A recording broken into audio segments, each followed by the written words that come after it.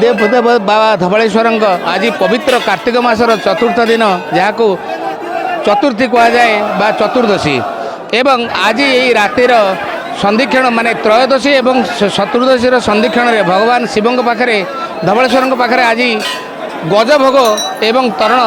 प्रस्तुत करा जाए स्वतंत्र भाव में लगी करा जाइछि। आज प्रत्युष रात्रि 2टारू ठाकुरंकर प्रथमे द्वारपिठा नीति संपन्न हो सारापर ठाकुर को 108 सुभाषित जल में प्रभु को आग स्नान कराला। अभिषेक प्रिय शिव भगवान शिव को स्नान कर सारापर ठाकुर पाखे स्वतंत्र भाव में प्रस्तुत खिचुड़ी भोग जहाँ को मंगल आलती अर्पण करा जाए बल्लभ खिचुड़ी प्रदान कर ठाकुरंकर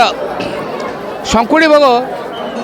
प्रभु को अर्पण कर शंकुड़ी भोग अन्न डालमा खीरी खेचड़ी खटा ठाकुर को एवं स्वतंत्र भाव में यही पंचुक 5 दिन ठाकुर पाखे स्वतंत्र भाव में प्रस्तुत घर्षण भोग लगी कराइला। या परे ठाकुरंकर ठीक 3टा 30 मिनिट रे ठाकुर पाखे गजभोग लगी होता। गजभोग लगी होला बेले हरि एवं हर भेट होला परे संधिक्षण समय सेति बेले आमर गजभोग लगी आमर जहाँ पुराण जना जाए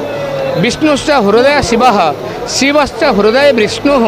उभय अंतरम नास्ति पवन वा काशरीव माने भगवान विष्णु एवं शिव दुहे दुहींकर होउचंदी इष्ट सेथिपई ए पीठ प्रथमे अनंत कूद भाव में परिचित थिला। या परे जेतेबेले धवलेश्वर ए पीठारे विराजमान हेले सेबे ठारू ताकू मने रखिया पई हरि एवं हर भेट करा होई सारला परे ठाकुर